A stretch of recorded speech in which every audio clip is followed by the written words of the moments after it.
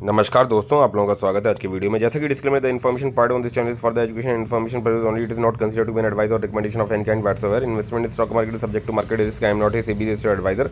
Kindly do your own research and consult your financial adviser before investing. The view shared in the video is for the education purpose only. ये disclaimer आप लोगों के समक्ष इसलिए रखता हूँ क्योंकि हर बंदे का रिस्क एपेटाइट, पोर्टफोलियो इन्वेस्टमेंट और जो आगे की एवरेजिंग है या उसकी फाइनेंशियल कंडीशन है, सबकी डिफरेंट होती है। ठीक है, तो आपको अपने हिसाब से डिसीजन लेना है। वीडियो बनाने का पर्पस ये है कि मतलब फाइनेंशियल फ्रीडम के पाथ को अचीव करने के लिए बिना इन्वेस्टिंग के काम नहीं किया जा सकता। मतलब इन्वेस्टिंग तो आपको रखनी पड़ती है और अपने अपने क्षेत्रों में रखना चाहिए। बहुत सारे लोग म्यूचुअल फंड्स के थ्रू सेफ फील करते हैं। बहुत सारे लोग जो है कि अदर असेट्स को खरीद के सेफ फील करते हैं कि भाई ठीक है, गोल्ड खरीद लेते हैं, प्लॉट खरीद लेते हैं, कोई कमर्शियल प्रॉपर्टी खरीद लेते हैं या लैंड खरीद लेते हैं, या जो है कि कह सकते हैं कि किसी बिजनेस वगैरह में लगा लें।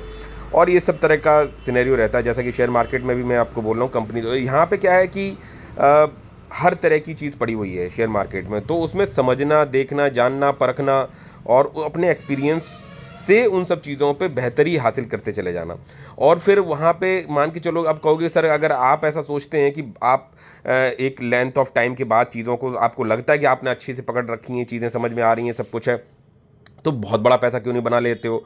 और या फिर जो है कि आपसे पहले के जो लोग हैं, इंटेलिजेंट लोग रहे हों या जो समझदार लोग रहे हों, जिन्होंने पैसा मतलब मार्केट में लगाया हुआ हो, तो उनको तो ज़्यादा एक्सपीरियंस हो गया, तो वो क्यों नहीं बना लेते हैं।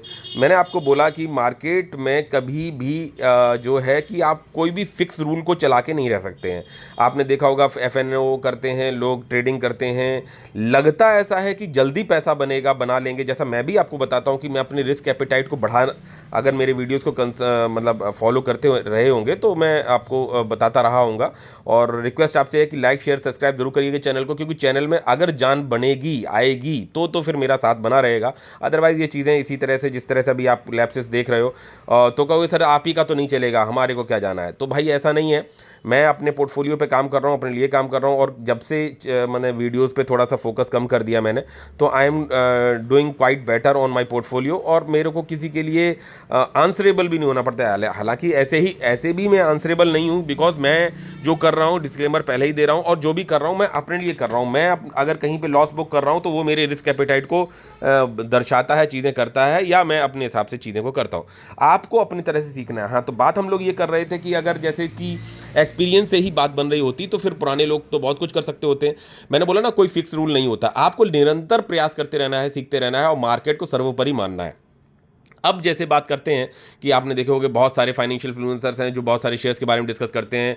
इवन इधर उधर सब कुछ है, और ऐसा नहीं कि सब कुछ गलत है या सब कुछ वो है, या उनका बताया हुआ जो जिस पे वो फुल्ली 110% जो है उस पर मतलब पूरा फिक्स है कि हाँ भाई ये बात तो काम करेगी करेगी, फिर भी कभी कभी गलत चली जाती है। वेरएज उसी बंदे की कभी ऐसी कोई चीज़ चली गई होगी सही कि जहाँ पे आप उसको देवता मानने लगे होंगे। तो ये है, मैंने कहा कि आपको अपना एनालिसिस करना सीखना बहुत ज़रूरी है, आना चाहिए। कहते सर आता नहीं है। जब लगे रहोगे, डटे रहोगे, तभी होगा। क्लास फर्स्ट के बच्चे को आईआईटी का पेपर नहीं दिया जा सकता है। इसका मतलब ये नहीं है कि जो क्लास फर्स्ट में बच्चा पढ़ रहा है उसका आईक्यू डाउन है या वो नहीं है। जब वो अपने समय पर पहुंचेगा और किस स्पीड से और किस तरीके से मेहनत और संघर्ष करता है, उस हिसाब से उसको सफलता आगे मतलब बनती है। किसी भी फील्ड की बात कर लो, तो मैं जो बात कर रहा हूँ कि मैं अगर आज पोर्टफोलियो वाइज बात कर लूँ, पहले तो सीधा सीधा जल्दी जल्दी कवर कर देते हैं। तो आप ये अगर स्लाइड, पहले रिक्वेस्ट है कि लाइक जरूर करिएगा, बिकॉज अगर 50 लाइक्स भी नहीं मिलते हैं तो भाई मुझे अच्छा नहीं लगता। मैं वीडियो बनाता हूं तो मुझे अच्छा नहीं लगता। आपने देखा होगा गैप्स होंगे। तो अगर आप मेरे साथ में बने रहना चाहते हैं, जुड़े रहना चाहते हैं और मिलके फोड़ना चाहते हैं, तो बेटर है कि आप सपोर्ट करो। बिकॉज जिस तरह के अपने व्हाट्सएप ग्रुप हैं, वहाँ मैंने डिस्क्रिप्शन में लिंक भी दे रखा है व्हाट्सएप ग्रुप का। और मतलब ठीक है, अभी नावाडेज में नहीं लोगों को कहता हूँ कि आप ज्वाइन करिए, लेकिन ठीक है फिर भी काफ़ी अच्छे दो तीन ग्रुप हो गए, जिसमें एक पेड ग्रुप भी है। हालांकि मैं कुछ नहीं लेता हूँ, एक जनरल बात बता रहा हूँ कि चीज़ें उसमें हमने अलग तरह से फिल्टर आउट करके डाली हुई हैं। और आगे भी बहुत सारे प्लान्स हैं। अगर आप लोग साथ दिए रहोगे तो बहुत कुछ करने की इच्छा है। ऐसा नहीं कि मैं अपनी सफलता के पॉइंट ऑफ व्यू से कर रहा हूँ, मैं पूरे लॉबी एंड लॉट और अपने परिवार को जो फोकसिंग फ्यूचर है उसको लेके चलना चाहता हूँ। और दोनों चैनल, प्लीज़ रिक्वेस्ट ये, दूसरे चैनल में मैंने अभी कुछ वीडियोस नहीं डाल पाया हूँ, लाइव नहीं डाल पाया हूँ। अभी थोड़ा सा मेरा, मैं बताया ना, मैंने बिजी शेड्यूल है इस 2025 के लगभग तक, तो मेरा जो है कि उसमें इसी तरह। लेकिन अगर आपका साथ बना रहेगा तो जो है कि बूम करेंगे, इसमें कोई डाउट नहीं है। ऐसा मेरी कोशिश रहेगी, होगा क्या वो ऊपर वाला जानता है। तो स्लाइड करके जो है आप नीचे करेंगे तो आपको आज का दिख जाएगा। तो जो यहाँ पे आपको 19,200 की पॉजिटिविटी दिख रही है, लेकिन पहली बात तो ये इन्वेस्टमेंट अमाउंट नहीं है, जो नए बंदे हैं वो अब ये बात जान लें, मैंने अपने रिस्क एपेटाइट को बढ़ा के री इन्वेस्ट करके मैंने ये अमाउंट लगाया। दूसरी चीज़ कि तो ये करके आप नीचे देख सकते हैं। दूसरा क्या कि मैंने वॉलिटिलिटी बहुत देखी आज, कि भाई मार्केट में पॉजिटिव में खुला फिर नेगेटिव गया, और मैंने 40,000 प्लस ये, तो जिस तरह की मार्केट में हमारी कंपनीज हैं छोटे मार्केट कैप की, एसएमई लॉट्स हैं और भी हैं, तो उनमें जिस तरह की भयंकर वॉलिटिलिटी आती है तो पोर्टफोलियो का रिस्पॉन्स भी उस हिसाब से होता है। लेकिन क्लोजिंग जो है पॉजिटिव नोट पे देखे गई है, इट्स अ गुड थिंग। दूसरा क्या किया कि यहाँ पे देख सकते हो कि वीबीएल में यहाँ पे छोटी सी पॉजिटिविटी है, स्काई गोल्ड में छोटी सी गिरावट है, जैगल में छोटी सी गिरावट है, यथार्थ में पॉजिटिविटी है, तो ये सब कंपनीज रहेंगी। बाकी जो कंपनीज रेड में है उनका क्या सिनेरियो है, तो वहाँ पे आप देख सकते हो कि मेरे जो एक एसएमई लॉट, जिसको इसको मैं सही इन्वेस्टमेंट नहीं मानता हूँ, मतलब सही इन्वेस्टमेंट इस सेंस से नहीं कि इसमें क्वांटिटी वाइज ज़्यादा लगा हुआ है, अमाउंट ज़्यादा लगा हुआ है, इसको मैंने पैसे को डबल भी होते देखा, इसको मैंने हाफ भी होते देख रहा है, और जो है एक अब एक लेवल पे रिजल्ट्स बढ़िया है, कंपनी मुझे बिलीव है, लेकिन इसका मतलब नहीं है कि आप जाके बाय कर लो। आपका रिस्क एपेटाइट अलाउ करना चाहिए। अभी इसमें इनका जो कॉन्फ्रेंस कॉल, मतलब इतनी छोटे मार्केट कैप की company and they are going to be given, अभी जो रिजल्ट्स दिए बढ़िया दिए हैं, और अब फ्यूचर आउटलुक के हिसाब से they are going to give con call जो है अभी दे रहे हैं। अगर आप स्क्रीन पर जाके देखेंगे तो उन्होंने डेट दे रखी शायद 19 जून या समथिंग लाइक दैट, तो उन्होंने दिया हुआ, that is a good sign for the company. तो यानी कि फ्रॉड, बस केवल फ्रॉड से बचना चाहिए। अगर फ्रॉड का हिसाब किताब है तो ये पूरा पैसा चला जाता है, फ्रॉड नहीं है तो कंपनी स्ट्रगल करेगी। 50%, 60%, 70%, जिस तरह का भी उसका मार्केट कैप है, सिनेरियो है, वो सब चीज़ें आप लोगों के समक्ष मैंने बहुत बार डिस्कस कर ली हैं। दूसरी बात करेंगे, यहाँ सेलकॉर में 3% पॉजिटिविटी है, के सॉल्व में छोटी सी फ्लैटनेस है, और यहाँ देख सकते हो वारी में भी फ्लैट है, और ये सब चीज़ें रही। टीना रबर में देख सकते हो बहुत धीरे धीरे मतलब इसमें मैं ऐड कर रहा हूँ नाउअडेज, तो देख सकते हो कि इतना अमाउंट लगा, छोटी सी फ्लैटनेस है, तो इस तरह की ये सब चीज़ें नहीं। और इससे स्टेंगो ये लॉट वाली कंपनी है, इसमें 3% पॉजिटिविटी, बट अभी भी रेड में हूँ। तो ये सब सिनेरियो आपको देखने पड़ेंगे। लेकिन अगर पोर्टफोलियो में और मार्केट में पेशेंस के साथ में लंबे समय तक टिके रहना है, तो आपको अपने पोर्टफोलियो को उस तरह से ब्यूटीफाई करना आना चाहिए। कुछ छोटी मोटी गलतियां ज़रूर होंगी, उनको भी आपको देखना पड़ेगा, और उसके बाद आपको करना आना चाहिए, so that you should able to stabilise in the market for a long term point of view से, ठीक है, आप टिक सकें, ये बात है। तो ये सब रहा। बाकी अभी कंपनी वाइज तो देख सकते हो 47 आ गई, लेकिन ऐसा नहीं है जिन कंपनी को सेल आउट कर दिया तो उन पर मेरी नज़र हट गई, या उनको मैंने लॉन्ग टर्म के पॉइंट ऑफ व्यू से नहीं लिया था, या क्या कुछ है। मैंने आपको ये सब चीज़ें अपने वीडियोज़ में बताई हुई है, ठीक है। तो वो मेरी वॉच लिस्ट में लगी रहती हैं, लगा रहता है, मौका लगा रहता है, देखता रहता हूँ, और जहाँ पर भी है पैसा मेरा लगभग पूरा इन्वेस्ट में री इन्वेस्ट कर देता हूँ, और रहता है। तो मैं केवल अपने रिस्क एपेटाइट के उसको बढ़ाने की वजह से मैं कुछ चीज़ों की सेलिंग करता हूँ, सो दैट कि आगे मैं रिस्क को अपने बढ़ा सकूँ। अच्छा, पोर्टफोलियो में किन कंपनीज में ज़्यादा पॉजिटिविटी है या गिरावट आई, बिग ब्लॉक में देख सकते हो एक सीधे 9, 9.5%, पौने 10%, 10% के आसपास पॉजिटिविटी, बट अपन अभी भी रेड में है, और एक उसी हिसाब से छोटा पैसा लगा। सैनको में देख सकते हो पॉजिटिविटी है, जोडिएक में पॉजिटिविटी है, सिस्टेम में पॉजिटिविटी है, सेलकॉर में पॉजिटिविटी है, ईएमएस में छोटी सी पॉजिटिविटी। ये सब कंपनी कुछ पॉजिटिव रन में चली, जिनमें कि देख सकते हो कोई बड़ा ऐसा इन्वेस्टमेंट नहीं है, छोटे छोटे इन्वेस्टमेंट है इन सब में। हाँ, एक ये कंपनी अभी मैंने रिसेंटली थी, हाँ गलती है मेरी कि मैंने एक्सिकॉन में मतलब अच्छा खासा प्रॉफिट बुक किया उसको मैंने, जबकि वो कंपनी में मेरा बहुत तगड़ा बिलीव है और आज भी है, ठीक है। मैंने अपना प्रॉफिट्स बुक कर लिया, इन दोबारा से भी नज़र में रहेगी। अगर जब कभी भी डिप दिखो, मौका हर शेयर देता है, नज़र में रहेगी, फंड्स रहेंगे तो दोबारा से री इन्वेस्ट करेंगे। सर आप कंपाउंडिंग से महरूम रह जाएंगे, ठीक है। वो पैसा भी मैंने कहीं ना कहीं री इन्वेस्ट किया, एक बेस्ट वैल्यूएशन पे कोशिश की होगी। सर तो ऐसे ही कर करके बड़ा पैसा बनाया जा सकता है? नहीं, अगर मार्केट से बड़ा पैसा बनाना है तो आपको कह सकते हैं कंपाउंडिंग 1 या 2 शेयर्स में जरूर देखनी ही होगी, तभी जाके पैसा बड़ा बनेगा। तो सर ये आप खरीदना बेचना छोटा मोटा क्यों करते रहे? तो मैंने बोला अपने आप को एक सेफ जोन में लाने के लिए कि हाँ भाई मैं मार्केट में इतने दिनों से हूँ, मेरे रिटर्न वाइज इतनी चीज़ें हैं, और मैं अपने रिस्क एपेटाइट को ऐसे घुमा घुमा के चीज़ों को कर सकूँ। कितना क्या रहा वो मैं आपको मैंने कल भी दिखाया था, तो उसको मैं शायद रिपीट ना करूँ। तो देखो ये अभी मैंने चारों लॉट लगभग एक ही प्राइस पे ले डाले, तो वो थोड़ी गलत बात है, ठीक है। लेकिन पैसा मैंने दोबारा से री इन्वेस्ट कर दिया और ऑलमोस्ट फ्लैट में, ठीक है। किन कंपनीज में थोड़ी सी गिरावट है, देख सकते हो रत्नावीर में बड़ी गिरावट है, अच्छे रिजल्ट्स आए थे, ठीक है। ये सब कंपनीज में छोटी मोटी गिरावट आपको दिख रही है, ठीक है। मैक पावर में भी देख सकते हो 61,000 रुपीज़ लग गए, वापस नीचे आएंगे तो फिर नज़र बन जाएगी। तो ऐसी बहुत सारी कंपनी में ट्रैक ऑन करते रहते हैं। लेकिन अब मैं बोलूँ कि जैसे किसी कुछ कंपनी में मैं डीप स्टडी करता हूँ, तो फिर वहाँ पर मुझे मेरा जो कंसर्न होता है वो मतलब जो अलाउ करता है, अगर उनमें से कोई भी कंपनी मौका देने लगती फिर मैं उसके पीछे पड़ जाता हूँ टिल द टाइम वो मुझे मौका देती रहती है, और उसमें कहीं कोई मुझे मतलब कह सकते हैं रेड फ्लैग ना दिखाई पड़े, और जो है कि मेरे पास इन्वेस्टमेंट के फंड्स हिसाब किताब बनता दिखाई पड़ता रहे। और उन्होंने रिस्पॉन्स भी दिया, ऐसी बहुत सारी कंपनीज में आपने देखा भी होगा। और यहाँ देख सकते हो कि मैंने जो आज किया, क्योंकि फंड्स तो मेरे पास अवेलेबल हैं री इन्वेस्टिंग के पॉइंट ऑफ व्यू से, दोबारा से आप देख सकते हो कि तो यहाँ पे टारिल के 40 शेयर्स ये हैं, टीना रबर के 4, वीबीएल के 3 और वॉर रिन्यूएबल के 2 और टारिल के फिर ये 40 और भी कुछ लिया है क्या नीचे, हाँ वीबीएल का 1, यानी तो टोटल वीबीएल के 3+1 4 शेयर्स, टारिल के 80 शेयर्स और वॉर रिन्यूएबल के 2 शेयर्स आए मेरे पास और टीना रबर के 4 शेयर्स आए। तो ये मैं आपको रिकमेंड नहीं कर रहा हूँ, लेकिन मैं अपनी बता रहा हूँ कि मैंने ये बाय करा है।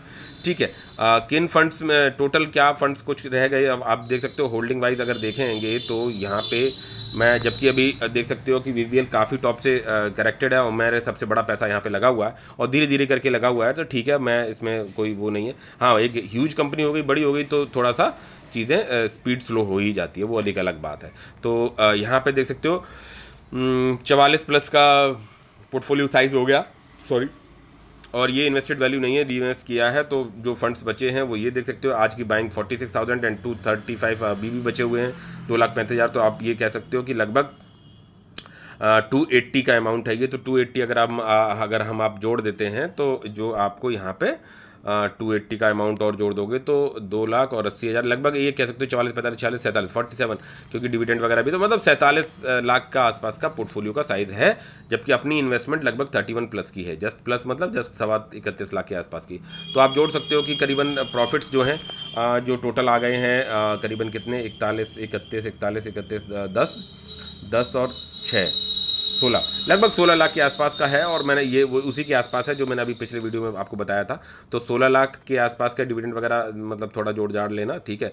तो 16 लाख के आसपास का है और मैंने 1590 ही जोड़े थे, ठीक है। तो मैं कह रहा हूँ चलो 1590 ही जोड़ लो, हालांकि वो 16 लाख है।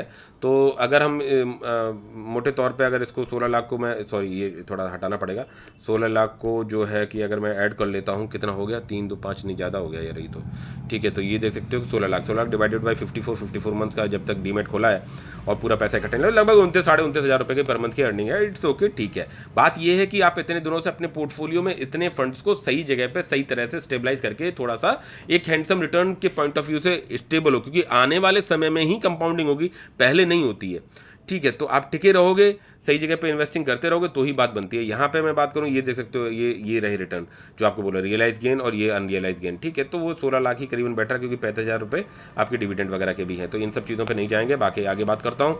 तो यहाँ पे मैंने जो आज 80 शेयर्स मैंने अगेन एड ऑन किए पोर्टफोलियो में टारिल के। तो क्यों करे, क्या करे सर, ऐसा क्या सर यही एक कंपनी है जो कि मौका दे रही है, या पैसा बना है, या आपको अंदर की खबर पता है, या कुछ है, या कैसे, ये आपको अपनी स्टडी के हिसाब से चलना पड़ेगा, ठीक है। आप एक आध बार गलत भी जाओगे तब भी आपको पता चलेगा, हाँ भैया मेरा रिस्क एपेटाइट अलाउ कर रहा नहीं कर रहा, कितना कर रहा है, ठीक है। जैसे मैंने अभी आपको दिखाया 10.64 लाख जो है वो बुक कर चुके हैं, तो वो that is my risk appetite. उसको और इंक्रीज करते करते 15 पे ले गए, 20 पे ले गए, तो फिर वो रिस्क एपेटाइट आपका बढ़ना चालू हो जाएगा ना। तो ये है, अब यहाँ पे करीबन 5,11,000 दिखा रहा है, लेकिन जो बुक कर चुके वो तो अपना हो गया। तो ये सब चीज़ें भी, और जो आपने पैसा लगाया है वो आपकी स्टडी के हिसाब से चीज़ों पे लगा हुआ है। तो ये चीज़ें, अब टारिल की बात करूंगा, जैसे ट्रांसफॉर्मर एंड रेक्टिफायर्स लिमिटेड, इस कंपनी पे जैसे आपने देखा होगा बहुत सारी कंपनी तो मेरे ऐसी नज़र बनती है। निन सिस्टम्स की बात करूँ तो वहाँ पे भी मैंने जब एक सही लेवल पे, अब मान के चलो वो ग्रीन में चलने लगी मेरी बाइंग रेंज से, तो मैं उसमें नज़र मेरी हट गई, ठीक है। मौका देगी तो फिर देखेंगे। तो इस तरह से मेरा बना रहता है। और बहुत सारी कंपनीज में ऐसा भी मैंने देखा है कि मैंने बाय कर लिया, अच्छे अमाउंट में बाय कर लिया, पैसा भी बन गया और मैंने उसे बुक नहीं किया, वापस नीचे आया शेयर, तो उसका भी मलाल नहीं है, बिकॉज उससे कोई फ़र्क नहीं पड़ता, उससे भी लर्निंग्स मिलती, क्योंकि वो कंपनी ख़राब नहीं है। लेकिन वो वॉलेटिलिटी आपको देखनी पड़ेगी मार्केट में, अगर लंबे समय के लिए कंपाउंडिंग के पॉइंट ऑफ व्यू से चलते हो। बोला सर अगर वो दोबारा उतनी हाई गई और तब आप सेल कर दो तो आपको समय थोड़ा ज़्यादा लग गया, लेकिन लर्निंग्स इज़ द मैटर कि आपने कितना सीखा। मैं कहता हूँ अगर उसको कंपाउंडिंग के पॉइंट ऑफ व्यू से भी लिया, लेकिन आपने उसको सेल कर दिया, प्रॉफिट बुक कर लिया, पहली बार में नहीं किया, सेकंड टाइम में कर दिया। क्यों सेकंड टाइम आएगा? बिकॉज सेकंड टाइम इसलिए आएगा क्योंकि उसमें कोई रेड फ्लैग नहीं है, and that company will definitely अपना ऑल टाइम हाई को करेगी। हाँ, हो सकता है टाइम को थोड़ा लग जाए, तो वहाँ पे बुक करने के पीछे रीजंस ये हो जाते हैं कि भाई आपने अब एक तो रिस्क एपेटाइट बढ़ा लिया, दूसरा आपको पास कहीं जगह है इन्वेस्टिंग की जो कि बेस्ट वैल्यूशन पे है in compare to that company जब आपने उसमें इन्वेस्टिंग की थी उससे उतने समय पहले। और आज अब जब एनालाइज करके कुछ कंपनीज को लेके आ रहे हो तो definitely they are being quite more filtered in compare to the earlier one. ये बात आप समझेंगे, ठीक है। फिर भी आप ये मान के चलो कि 5 में से 1-2 की स्टडी गड़बड़ हो सकती है या टाइम लंबा लग सकता है, तो ये सब चीज़ों पे ध्यान देना चाहिए। आप जैसे टारेल की बात करी मैंने आपके साथ में, तो यहाँ पे ये आइसमेक में भी देख सकते हो, दोबारा तीसरी बार एंट्री है, ये 10 शेयर्स पड़े हुए हैं, मॉनिटरिंग पर्पस पड़े हुए हैं, ठीक है। तो ऐसे ही आपको you have to work out. अब बोलोगे सर इसमें आपके जो आप रिस्क एपिटाइट बढ़ाने के चक्कर में आपके टैक्सेस बढ़ेंगे। भैया टैक्सेस तो हिंदुस्तान में रह के देना ही है, वो तो है ही श्राप यार, वो तो देना ही देना है। अच्छा ठीक है सर, आप नहीं दिए, आप टाइम पे नहीं दिए, पेनल्टी लगी, और जो टैक्स है उस पर इंटरेस्ट लगेगा, लगेगा भाई, जो भी कमाओगे उसी में से लगेगा। मैं कह रहा हूँ कि अगर ठीक है 20% टैक्स हो या 12.5% टैक्स हो उस पर, और जो है आपका इंटरेस्ट लग जाएगा, पेनल्टी लग जाएगी। भैया आपने 1 लाख रुपए कमाया, उसमें से 80,000 आपके, 20,000 मान लो सरकार के, 20-25 हज़ार रुपये मान लो सरकार के, तो आपने नहीं पे किए, तो थोड़े समय बाद भाई छोटा अमाउंट तो चलेगा, आप मार्केट से कमाते जा रहे हैं, बढ़ते जा रहे हैं। आप अगर मान के चलो इस लेवल पे पहुंच जाते हैं कि चीज़ें इस तरह से होती हैं कि नहीं, यू हैव टू पे वाली कंडीशन आ जाती है बिल्कुल ही, तो भाई आपने मार्केट से कमाया था, आप जो है कि भाई मैं कह रहा हूँ 25,000 की जगह पे 35,000 पेनल्टी वगैरह में लगा के लग जाएगा, 40,000 लग जाएगा, ठीक है। हाँ, जब काफ़ी बड़े अमाउंट पे आपके वो आने लगे तो सीए से मिलके भैया आप पे कर दो छुट्टी। तो ये सब चीज़ें हैं, क्योंकि अभी पूंजी चाहिए सीखने के लिए, अभी से नहीं पूरा किया जा सकता है, तो ये चीज़ें हैं। हालांकि फिर भी ऐसा नहीं है कि नहीं पे करना चाहिए, कर देना चाहिए, ठीक है। तो ये हो गया।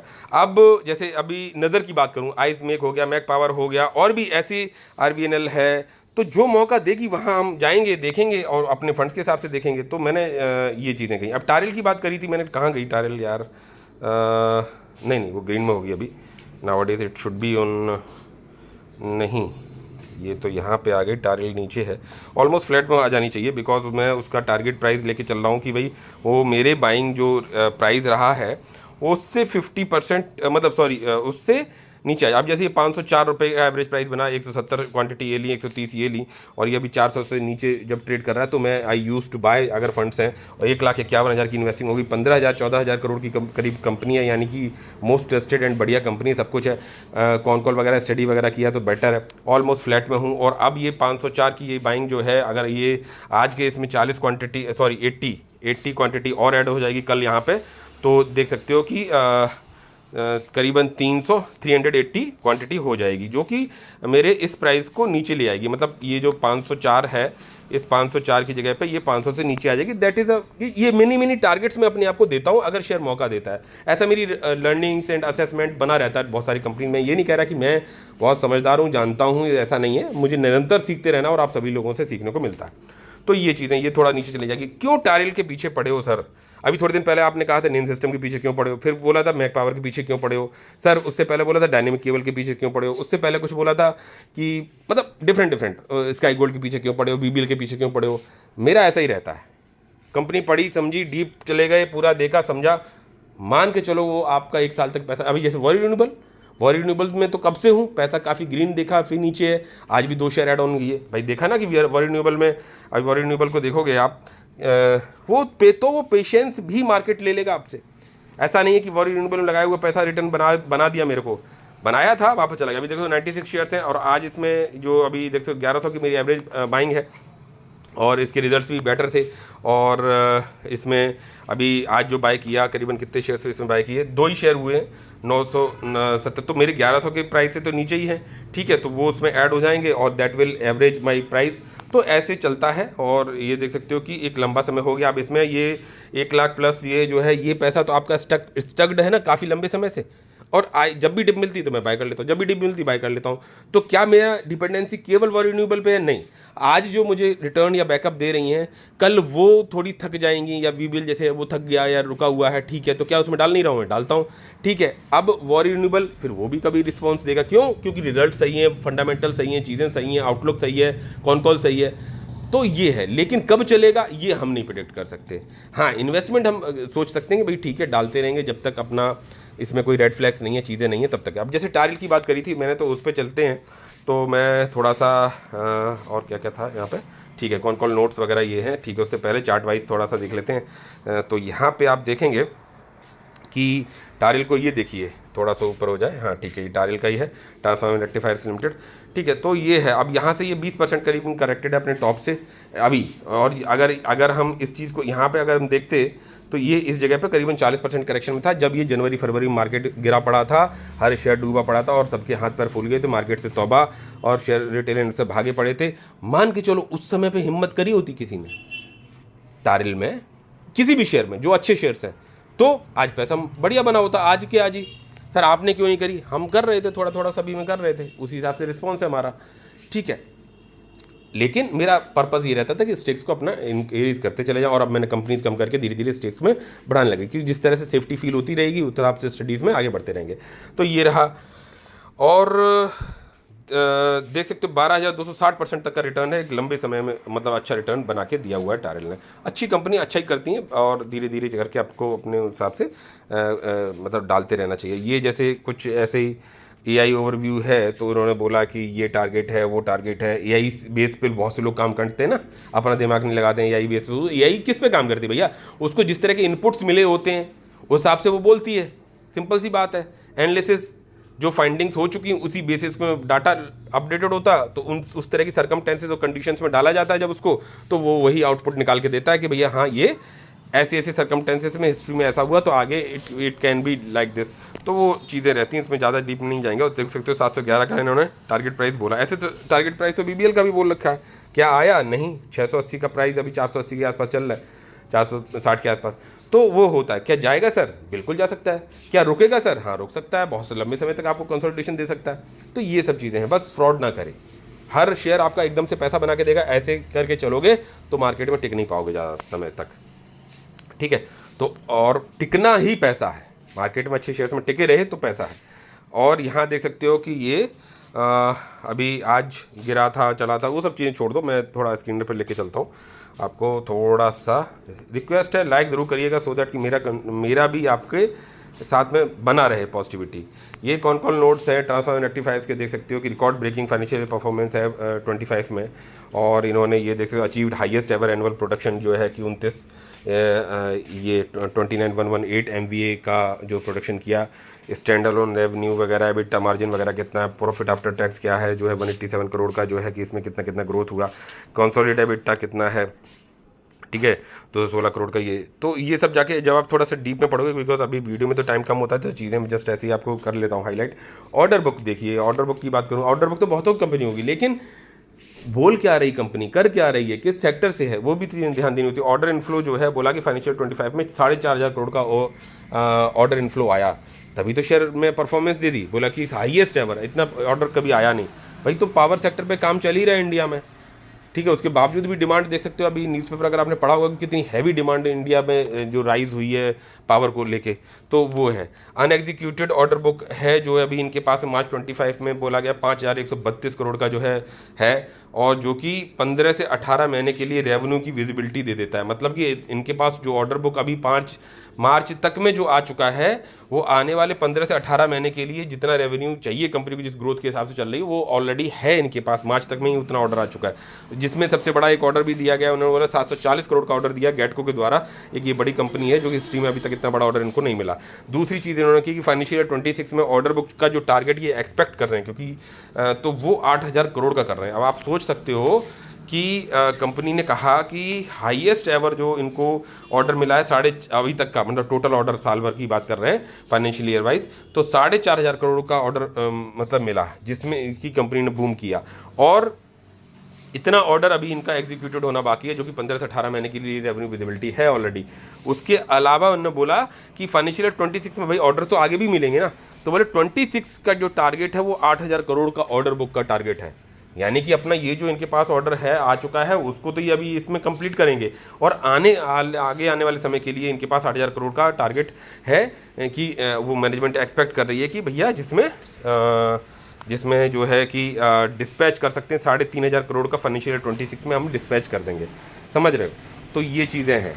एंड बाया फ्रेश इन्फ्लोस, मतलब कि बोले फाइनेंशियल 26 में जो ये नया फ्रेश वाला जो आएगा उसमें से 3,500 करोड़ का हम ऑर्डर कंप्लीट कर देंगे। इतना हमारी काम करने की कैपेसिटी बढ़ रही है, इसीलिए तो प्रोमोटर्स ने थोड़े स्टेक्स को कम किया है हल्का सा, और उसको भी अभी रिलेट करवाएंगे, देखो आपको समझाएंगे। तो कहोगे सर ये सब चीज़ें तो पता है, बट ताना बाना जोड़ना भी तो पड़ता है, वो जोड़ता नहीं यार आदमी, हैंकी पैंकी में बस यार। अभी जैसे आज ही अरे ईरान ने इराक पर अटैक किया, इसराइल और ये सब हुआ, इसराइल और उन सब ने किया, बोला ठीक है पुट ले लेते हैं, साहब 3 लाख का लॉस किया, अपनी व्हाट्सएप ग्रुप पे है बंदा।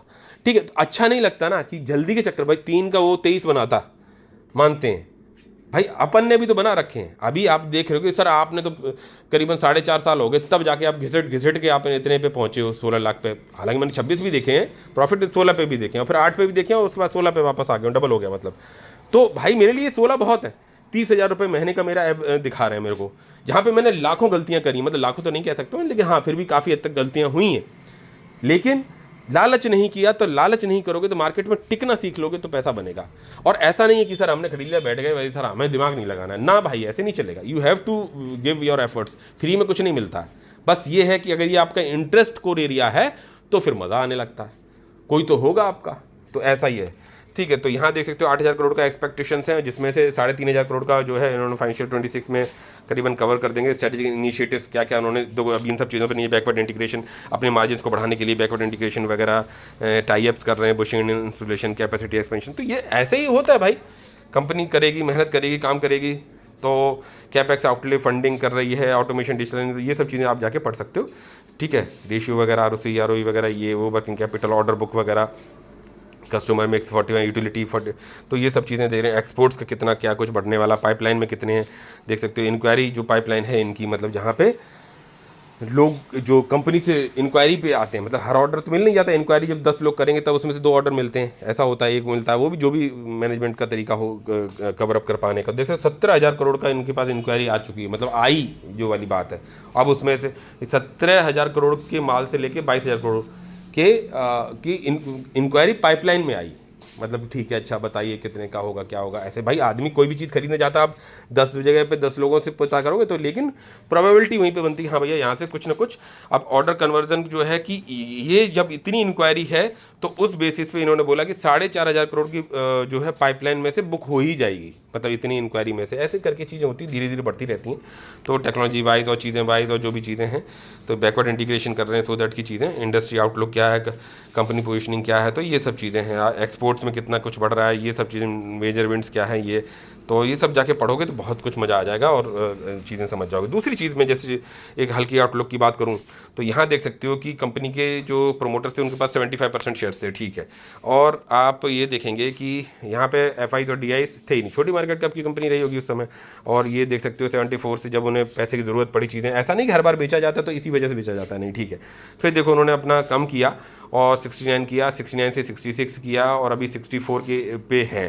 3 बार इन्होंने अपने स्टेक्स को कम किया और 64 पे लिया, यानी कि लगभग 10% की स्टेक्स उन्होंने निकाला। लिया किसने? और देख सकते हो कि जब 10% स्टेक्स इनके कम है, 74 करीब था और 64 है, ये गया कहाँ? ये गया यहाँ एफआई के पास में गया, 11.33 है, डीआई के पास में इतना ही है, यानी कि पब्लिक के पास जितना था उसमें से कम है, यानी इन्होंने इनका भी लिया और पब्लिक का भी ले लिया। तो एफ आई और डी आई की भी एनालिसिस होती है। तो और ये देख सकते हो कि किस तरह से यहाँ पे पोजीशन बनाई इन्होंने, 0.02%, 0.03%, और उसके बाद में देख सकते हो 0.56%, 3.48, 4.45, 8, 9.34, 11 और 11.33। कंसिस्टेंसी के साथ में लगातार हर क्वार्टर में स्टेक्स को बढ़ाते ही चले गए फॉरेन इन्वेस्टर्स। ऐसा ही वीबीएल में भी देखा आपने। तो कंपनी जब परफॉर्मेंस देने लग जाती है, उसका पॉजिटिव आउटलुक हो जाता है, तब भी चीज़ें आपको लेते रहने की पता होना चाहिए कि भाई किस तरह से चलना है। और डीआई की भी बात कर लो तो उनका भी देख सकते हो कि जब फॉरेन इन्वेस्टर्स करीबन 3-3.5% हो गए, तब उसके बाद में उन्होंने आना चालू किया 1.89%, 6.33, 6.93, 7.68 एंड 7.22। ठीक है, यहाँ पे इन्होंने स्टेक्स को थोड़ा सा कम कर दिया, लेट इट बी, लेकिन 7.22% का यहाँ पे है। अभी 17% जो है करीबन पब्लिक के पास में, जिसमें से पहले देख सकते हो कि सीधा 25% था। तो कम पब्लिक से तो कभी भी ले लो और छीन लो और ले जाओ, और यहाँ पे देख सकते हो कि ये इस तरह के सिचुएशन है। और नॉट ओनली दिस, ऐसे बहुत सारे पैरामीटर्स को देखा जाता है, समझा जाता है, तब जाके जो है कंपनी पे एक भरोसा बनता है, और उसके बाद भी टाइम नहीं किया जाता कि हाँ भाई पैसा अभी कल के कल बना के दे दे। ठीक है, और यहाँ देख सकते हो 3 TTM में जो है 379% का जो है प्रॉफिट ग्रोथ दिखाया, क्योंकि बैकवर्ड इंटीग्रेशन चालू किया कंपनी ने। बैकवर्ड इंटीग्रेशन समझ रहे हो ना आप, कि जो इनका रॉ मटेरियल है उसको ग्राउंड लेवल पे अपने लेवल पे चीज़ों को मार्जिन के साथ में चीज़ों को प्रोड्यूस करने की कोशिश की। डीपली पढ़ोगे जाके तो सब समझ में आएगा। एक कंपनी को पढ़ने के लिए पूरा दिन और एक दो तब जाके पता चलता है, तब बिलीव बनता है, तब आप गिरावट होगी तो आप डरोगे नहीं। ठीक है, ऐसा ही आपको डाइवर्सिफिकेशन में करना पड़ता है। यहाँ देख सकते हो कि जो सेल्स ग्रोथ है लगातार बढ़ती चली गई और टीटी में 56%। अभी वो प्रॉफिट ग्रोथ तो यहाँ दी नहीं जिस तरह के अभी ये यहाँ पे जिस तरह से बूम कर रही है। तो आपको क्या करना है भाई, आपको एवरी नाउ एंड देन डालना है। अब यही चीज़ मैं और पैरामीटर्स पे नहीं जाऊँगा, ठीक है, वो सब छोड़ देता हूँ, नहीं तो वीडियो बहुत लंबा हो जाएगा। जो मैं आपको बात कर रहा था कि जैसे टारिल की बात करी, अभी रिसेंटली एंट्री बनाई मैंने कौन सा बहुत समय हुआ एंट्री बनाने के लिए। और कहाँ जाएंगे जैसे ये, ठीक है, करीबन 380 शेयर्स हो जाएंगे आज की बाइंग मिला के। तो आप जैसे इसमें जाइए और ओपन हो जाए। यार ये कुछ एरर आ गया भाई, एरर मत आओ यार, बता लेने दो भाई लोगों को। वैसे भी यूट्यूब पे ये सब चीज़ों का सपोर्ट तो है नहीं। ये गया भाई, ठीक है, तो नहीं आ रहा है तो कोई बात नहीं। रिक्वेस्ट है, जितने लोग व्यू करते हैं, फॉलो करते हैं, लाइक करते हो या गाली देते हो, ठीक है, रिक्वेस्ट है गाली दे के ही लाइक जरूर करके जाइएगा। बिकॉज चक्कर क्या है कि जितना बांटेंगे उतना बढ़ेंगे, जितना जुड़ेंगे उतना बढ़ेंगे। यूट्यूब तो सपोर्ट कर नहीं रहा, गवर्नमेंट ऑफ इंडिया सपोर्ट कर नहीं रही, ठीक है। ईमानदारी के साथ में जो नॉलेज दे रहा हो, भले ही मेरी गलत हो एनालिसिस या कुछ चीज़ें, तो मेरी गलतियों से भी सीखने का मौका मिलेगा। तो जुड़े रहेंगे तो कल को इंस्टा पे, टेलीग्राम पे और भी सब जगहों पे जुड़ने की, मिलने के और चीज़ों को बढ़ने का कर सकते हैं। ऐसे बहुत से लोग हैं जिन्होंने एक दूसरे से, हम लोगों से, हम आपस में फ़ायदा उठाया है। तो प्लीज़ लाइक करिए, शेयर करिए, सब्सक्राइब फैमिली एंड फ्रेंड्स में जरूर जोड़िए, सो दैट कि मेरे 1000 सब्सक्राइबर्स हो जाए यार। इसको मोनेटाइज करते हैं तब फिर उस वाले वीडियो, जो दूसरा चैनल है फोकसिंग फ्यूचर, जो मेन चैनल था, उस पर भी मैं काम करता हूँ, वीडियोस को डिलीट करके काम करूँ। देखो कितने दिन हो गए अभी तक डिलीट नहीं कर पाया, दोबारा मोनेटाइजेशन के लिए डाल नहीं पाया। तो रिक्वेस्ट है, लाइक शेयर सब्सक्राइब आज ज़्यादा से ज़्यादा होना चाहिए। विद दीज वर्ड्स मिलते हैं नेक्स्ट वीडियो में। टिल देन, जय हिंद, जय भारत, बाय बाय।